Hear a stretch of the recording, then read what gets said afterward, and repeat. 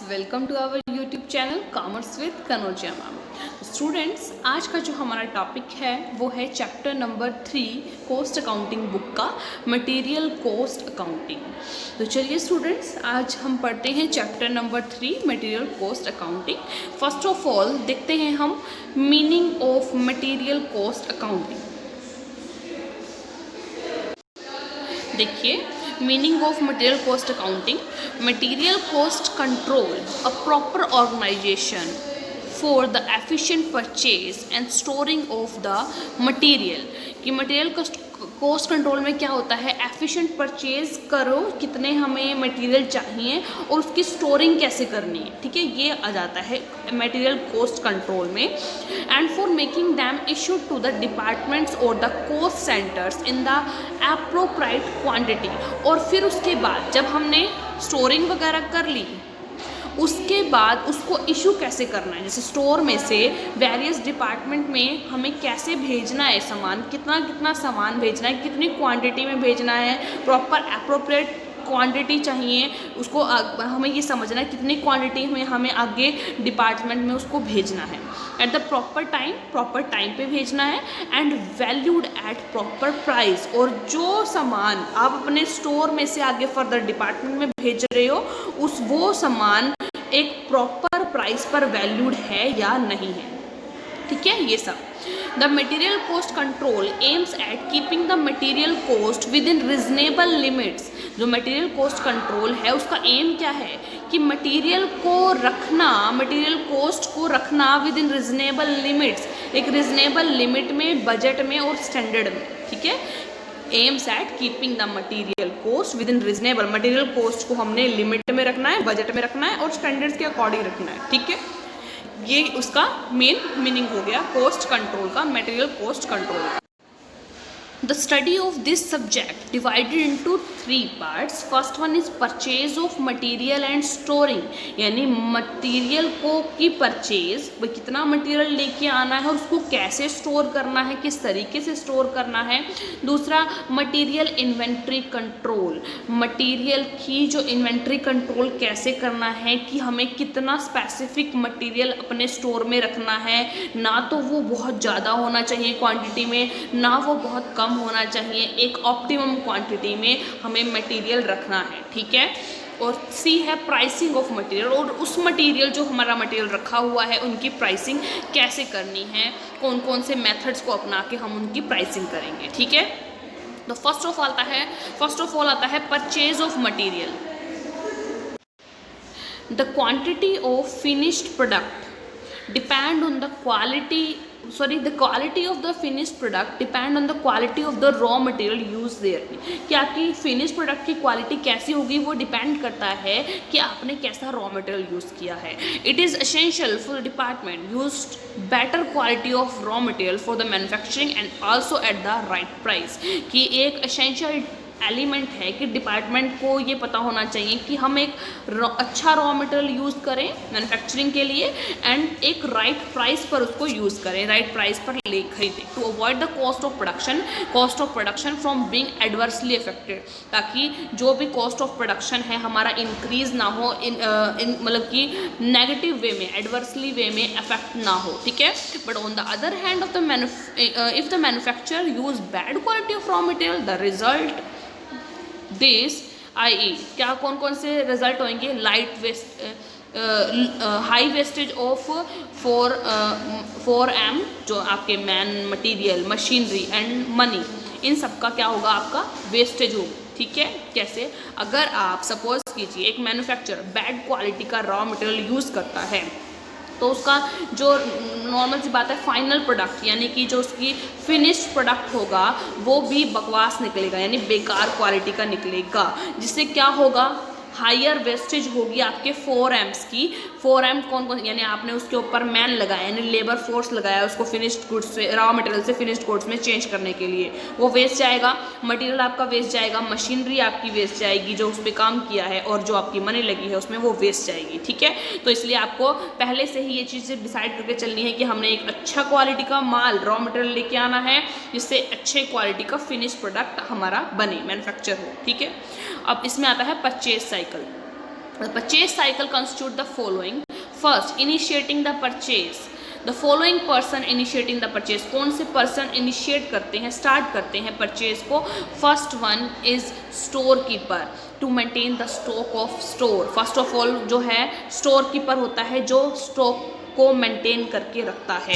फिर होता है purchase requisition to acquire material for research और डेवलपमेंट और टू मैन्युफैक्चर और न्यू प्रोडक्ट. अगर कोई आपको न्यू प्रोडक्ट मैन्युफैक्चर करना है, कोई रिसर्च एंड डेवलपमेंट का काम करना है तो परचेज रिक्वेशन नोट के थ्रू आप कर सकते हैं.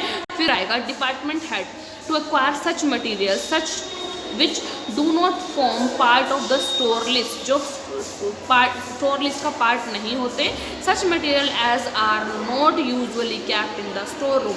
वो मटेरियल कैप्ट रूम जो भी स्टोर रूम में नहीं रखे होते हैं. ठीक है, आगे देखिए B purchase requisition. Purchase requisition क्या होता है भाई? देखिए हाँ जी, अब देखिए परचेज रिक्वेशन नोट जो होता है वो क्या होता है? Purchase requisition is a requested note made to purchase department to purchase material. Material purchase करने के लिए परचेज डिपार्टमेंट के द्वारा बनाया जाता है. And listed in its form. It is prepared by the store keeper. Store keeper के द्वारा बनाया जाता है. Store keeper initial and in which and list all article, जिसके अंदर सारे आर्टिकल्स मटेरियल वगैरह लिखे होते हैं. इन दिस फॉर्म, उस फॉर्म में who stock balance have come down. वो सभी स्टॉक लिखे होते हैं जिसके अंदर स्टॉक का बैलेंस कम होता जा रहा है, तो हमें अब वो स्टॉक और इंक्रीज करना है. टू द ऑर्डरिंग पॉइंट तक हमें वो स्टॉक लेके आना है. और the material which would be demanded by the production department shortly. और जो सा मटीरियल प्रोडक्शन डिपार्टमेंट के द्वारा जल्दी मांगा जाएगा वो हमें क्या करना है? पूर्ति करनी है स्टोर में. ठीक है, स्टोर में अगर ऑर्डरिंग पॉइंट से कम चला गया है हमारा मटेरियल तो मटेरियल को और भी भरवाना है, तो वो रिक्वेशन नोट में लिखा जाता है क्या क्या चाहिए. ठीक है, the purchase requisition is prepared in triplet form में लिखा जाता है. एक ओरिजिनल कॉपी जो भेजी जाती है परचेज डिपार्टमेंट को, सेकंड वन कॉपी भेजी जाती है स्टोर अकाउंटेंट को, and third copy is return by the maker for his record. और थर्ड कॉपी जिसने उसको बनाया है उसके पास उसके रिकॉर्ड के लिए रख ली जाती है. ठीक है, सी पार्ट क्या है? Deciding the important factors relating to purchase. पर जो इंपॉर्टेंट फैक्टर है अगर आप परचेज करनी है उससे रिलेटेड इंपॉर्टेंट फैक्टर कौन से हैं, जो फर्स्ट ऑफ ऑल आपको डिसीजन उसके रिलेटेड बनाना है. तो फर्स्ट ये है कि व्हाट टू परचेज. आपको खरीदना क्या है, कि आपको किस चीज़ की मैन्युफैक्चरिंग करनी है और उस चीज़ की मैन्युफैक्चरिंग के लिए कौन सा रॉ मटेरियल यूज़ होगा वो देखना. ठीक है, what to purchase. Second, when to purchase, कि जो सामान आपने खरीदना है वो सामान कब खरीदोगे आप. ठीक है, परचेज बने यानी कि देखो जब आप व्हेन टू परचेज यानी कि आपका जो सामान है यानी स्टॉक है वो ऑर्डरिंग पॉइंट से कम चला गया है. ठीक है, कि जो जितना आपको मिनिमम क्वांटिटी में स्टॉक रखना था अगर उससे नीचे जा रहा है तो आपको देखना है कि हमें उस वापस मिनिमम क्वांटिटी पे लेके आना है, तो उस टाइम आपको परचेज करनी है. When to purchase. ठीक है, ये आ गया है हाउ मच टू परचेज, कि कितना आपको खरीदना है, कितनी क्वांटिटी में आपको सामान खरीदना है उस ऑर्डरिंग लेवल तक पहुंचने के लिए. ठीक है, आगे देखिए सिलेक्शन ऑफ सप्लायर्स. अब देखिए आपने परचेज तो करनी है, अब क्या है आपको सप्लायर की सिलेक्शन करनी पड़ेगी कि आपको किस सप्लायर से माल खरीदना है. तो आप क्या करेंगे, सप्लायर्स को ये बोलेंगे कि आप कोटेशन नोट्स भेज दीजिए, हमारे पास कोटेशन प्राइस भेज दीजिए. तो आप सभी सप्लायर्स आपको कोटेशन प्राइस भेजेंगे. उन कोटेशन प्राइस में से कंपेयर करके आपको जिसका प्राइस कम लगता है और जिसका माल अच्छा क्वालिटी का लगता है आप उस एक पर्सन को सिलेक्ट कर लेंगे अपनी सप्लाई फुलफिल करवाने के लिए. ठीक है, आगे देखिए purchase order and follow up. Purchase order, फिर आप परचेज के लिए ऑर्डर लगा दोगे कि हाँ हमें इतनी क्वांटिटी खरीदनी है, एंड फॉलो अप और आगे प्रोसीजर को फॉलो अप करोगे. ठीक है, फिर क्या होगा, आपने ऑर्डर लगा दिया, ऑर्डर प्लेस कर दिया गुड्स के लिए, फिर आपको वो गुड्स मिलेंगी. Receipt of the goods receive करेंगे. देखिए अगर कोई बड़ी ऑर्गेनाइजेशन है, देखिए नॉर्मल सी बात है, अगर कोई बहुत बड़ी ऑर्गेनाइजेशन है, ये क्या है बिग ऑर्गेनाइजेशन, और एक छोटी सी ऑर्गेनाइजेशन स्मॉल ऑर्गेनाइजेशन. ठीक है, तो क्या क्या होगा, बिग ऑर्गेनाइजेशन में तो वहाँ पर जो रिसीट करते हैं, गुड्स को रिसीव करते हैं, वो एक अलग डिपार्टमेंट बनाया होता है और उसमें जो पर्सन अलग से हायर किया होता है गुड्स को रिसीव करने के लिए और उसको चेक करने के लिए, ठीक है। तो बड़ी ऑर्गेनाइजेशन में तो वो वही पर्सन होगा जो गुड्स को रिसीव करेगा, ठीक है। फिर वो रिसीव नोट किसको दे देगा, स्टोर कीपर को देगा आगे। लेकिन स्मॉल ऑर्गेनाइजेशन में जो एक स्टोर कीपर होगा वही पर्सन गुड्स को रिसीव करेगा और आगे उसका नोट बनाएगा, ठीक है। क्योंकि छोटी ऑर्गेनाइजेशन में इतना उनके पास बजट नहीं होता कि वो आगे रिसीव ऑफ द गुड्स के लिए भी एक पर्सन को हायर करेंगे, ठीक है। आगे अब गुड्स जो हैं हमारे स्टोर में आ गई हैं, अब इंस्पेक्शन होगी गुड्स की, ठीक है।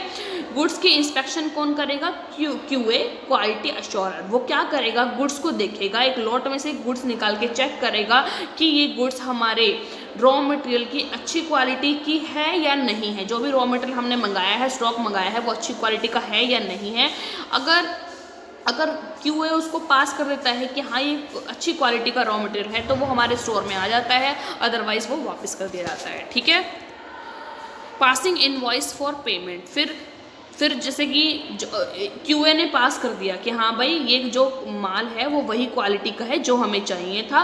फिर वो जो इनवॉइस को बनाने के लिए जो डिपार्टमेंट में जाएंगे, अकाउंटेंट डिपार्टमेंट होता है, जो स्टोर अकाउंटेंट होता है उसके पास जाएगा कि हाँ भाई ये सब चीज़ सही है, तो वो क्या बनेगा, उसका इनवॉइस बनाएगा और उसको पेमेंट दी जाएगी, ठीक है। ये हो गई हमारी परचेज साइकिल। आगे देखिए परचेज साइकिल पे ही एक बार हम ये वीडियो खत्म करते हैं, नेक्स्ट वीडियो बनाती हूँ स्टोर ऑर्गेनाइजेशन पे, ठीक है स्टूडेंट। तो यहाँ पर हमने आज इसके बारे में पढ़ा कि मटेरियल कॉस्ट कंट्रोल का क्या कंसेप्ट है, किस लिए बनाया जाता है मटेरियल कॉस्ट कंट्रोल, क्यों किया जाता है, मटेरियल कॉस्टिंग क्यों की जाती है, और परचेज साइकिल हमने इसके अंदर पढ़ी कि परचेज साइकिल में क्या है, ठीक है। तो आई होप स्टूडेंट आपको ये वीडियो समझ आई होगी। तो ज़्यादा से ज़्यादा मेरी वीडियो को लाइक कीजिए, शेयर कीजिए, कमेंट्स कीजिए और मेरे चैनल को सब्सक्राइब कीजिए। Commerce with Kanaujia ma'am. Thank you students.